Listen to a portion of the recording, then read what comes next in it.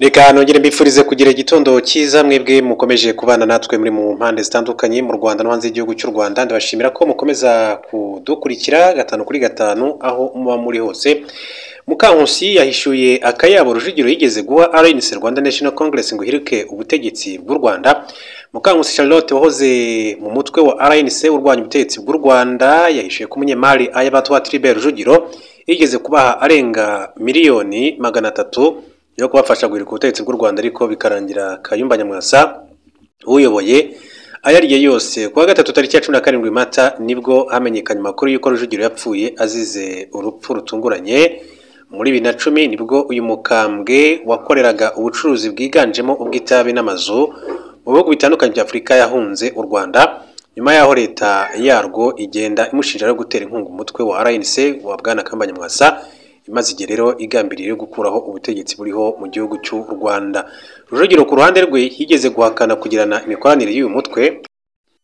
Mukankusi wigeze kuba ambasaderi w'u Rwanda mu Buhinde mbere yo guhunga u Rwanda, mu butumwa yanyujije ku rubuga rwa X yagaragaje ko yababajwe n'urupfu rwa Ayabatwa Tribert. Yagaragaje nk'umuntu mwiza cyane uyu wahoze akuriye diplomasi muri RNC, asa n'ushimangira ibyagaragazwaga na leta y'u Rwanda. Yavuze ko Rujugiro yigeze guha uriya mutwe ibihumbi 300 by'amadolari, no kuvuga miliyoni 385 z'amafaranga y'u Rwanda, n'inkunga yo kuwufasha kuvanaho ubutegetsi bw'u Rwanda, gusa bikarangira Kayumba Nyamwasa ayariye umwe. Yavuze ko byatewe n'inda nini cyane isanzwe iranga uyu mugabo, ndetse no kuba abagize opposition nyarwanda basanzwe ari ibigoryi.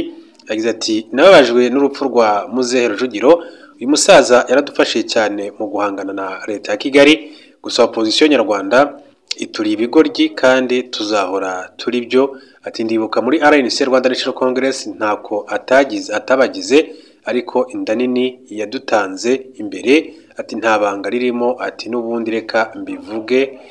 Muri RNC ati tugifatanyije na leta ya Uganda, Rujugiro yatanze ibihumbi 300 by'amadolari. Icyo gihe twabanje kugira ikibazo cya konti anyuzwaho. Ati birangira Kayumba ategetse ko aca kuri konti ye. Ati ndababwiza ukuri ko nta n'ipfunwe ryagiye, ati nta n'ipfunwe ryagiye muri RNC. Mukankusi Charlotte yunzemo ko usibye kuba Rujugiro yaratanze amafaranga ye, yari yaranemeye gushyigikira radio Itahuka inyuzwamo icengeza amatwara rya RNC. Uyu mukambwe ngo niwe rero wahembaga abarimo Serge Ndayizeye na Jean Paul Turayishimiye bayikoragaho, gusa nyuma aza kubihagarika bijyanye no kuba Kayumba Nyamwasa yarashakaga ko imishahara y'abari abagabo nayo yajya inyuzwa kuri konti ye, biza gutuma rero afata icyemezo cyo kubihagarika. Akaba rero ari amakuru mashya yashyizwe hanze kuri Rujugiro ndetse na Bwana Kayumba Nyamwasa RNC. Akaba ari Mukankusi Charlotte rero nahoze muri uyu mutwe wa RNC. Mu yandi makuru, Perezida Kagame yahuye na Ellen Johnson Sirleaf wahoze ari perezida wa Liberia. Perezida w'u Rwanda Paul Kagame yitabiriye inama yiswe Amjai High Level Leadership Forum yiga ku iterambere ry'abagore ndetse no kubategurira kuba abayobozi beza. Yayihuriyemo n'abarimo Ellen Johnson Sirleaf wayoboye Liberia.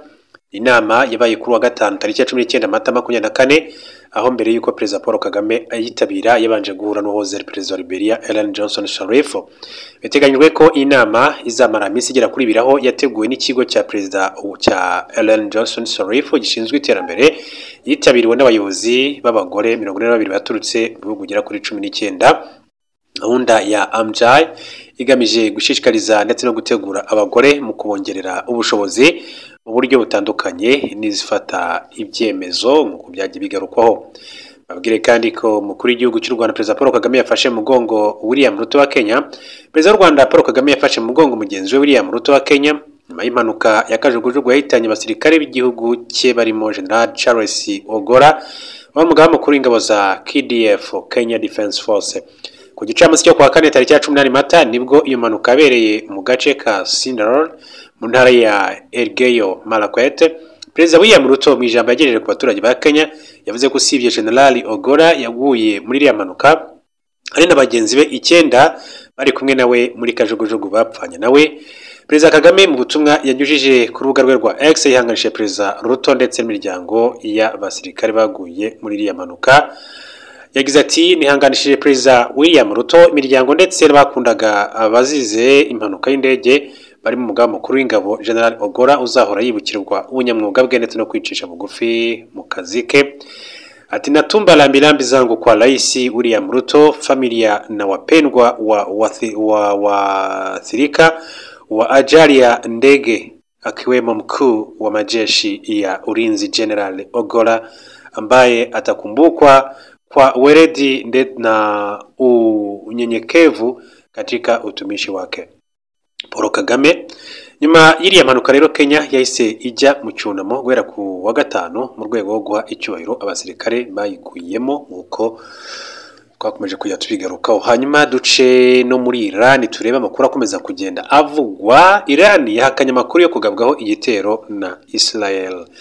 Kuri wa gatanu ibisasu byaturikiye mu mujyi wa Iran, amakuru avuga ko ari igitero cya Israel, ariko Tehran yahakanye amakuru ndetse igaragaza ko idafite gahunda yo kwihorera. Igisubizo cyasaga naho rero gishingiye ku gukomera intambara mu karere kose. Igitero gito hamwe n'igisubizo cya Iran byasaga nkaho byagaragaje akamaro k'imbaraga z'abadiplomate barimo gukora ibishoboka byose kugira ngo bahagarike intambara yeruye, kuvaho indege zitagira abadereva za Iran na misile byibasiye Israel kwa gatandatu ushize. Ibitangazamakuru n'abayobozi bo muri Iran basobanuye iturika rito ryumvikanye, bavuga ko ari ubwirinzi bw'ibitero byo mu kirere bwibasiye drone eshatu hejuru y'umujyi wa Isfahan muri Iran rwagati. Bavuze ko ibyabaye ari igitero cy'abacengezi, aho kuba Israel bavuga ko atari ngombwa kwihorera. Umwe mu bayobozi bakuru ba Iran yabwiye Reuters mu nama ku by'abongereza ko nta gahunda yo gusubiza Israel kuri iki kibazo bafite. Uyu muyobozi yagize ati inkomoko y'amahanga ibyabaye ntiremezwa. Ati twigeze kugabwaho igitero kivuye hanze. Ati kandi impaka zishingiye cyane cyane ku gucengera kuruta gutera. Jonathan Rod ukuriye gahunda y'umutekano mu burasirazuba bwo hagati mu kigo cya New American Security yagize ati bisa nkaho byerekana ko Iran ishaka kugabanya ingaruka z'igitero ndetse wenda no kurutsa urwego ibintu byari bigezeho ihereye hano. Israel ntacyo yavuze ku byabaye, ariko umufasha wayo Washington DC, Leta Zunze Ubumwe za Amerika, yemeje iki gitero. Umunyamabanga wa Leta Zunze Ubumwe za Amerika Anthony Blinken abajijwe ibyerekeye ibi inshuro nyinshi cyane mu kiganiro agiranye n'abanyamakuru mu Butaliyani, yavuze ko ntacyo yatangaza usibye kuvuga ko Amerika yiyemeje gushyigikira umutekano wa Israel, ariko ko nta ruhare izagira mu bikorwa byo kugaba ibitero. Umwuka mubi hagati ya Israel ndetse na Iran mu burasirazuba bwo hagati wakajije umurego mu gihe cy'amezi 6 ashize. Intambara ya Israel na Hamas itangiye muri Gaza bituma abantu rero batinya ko intambara y'ibanga hagati y'abanzi imaze igihe ishobora kuvamo intambara yeruye. Israel yari yavuze ko izihorera nyuma y'igitero cyo kwa gatandatu, ari nacyo gitero cya mbere cyagabwe kuri Israel kivuye ubutaka bwa Iran, kikaba kitarigeze gihitana abantu nyuma y'uko Israel n'abafatanyabikorwa bayo barashe misile na drone amagana byabyoherejwe na Iran. Tehran yagabye ibyo bitero mu rwego rwo gusubiza igitero cy'indege cya Israel cyo ku itariki ya 2 Mata cyasiye inyubako iri muri ambasade ya Iran i Damas, yitana abasirikare benshi cyane ba Iran barimo n'umujenerali wo ku rwego rwo hejuru.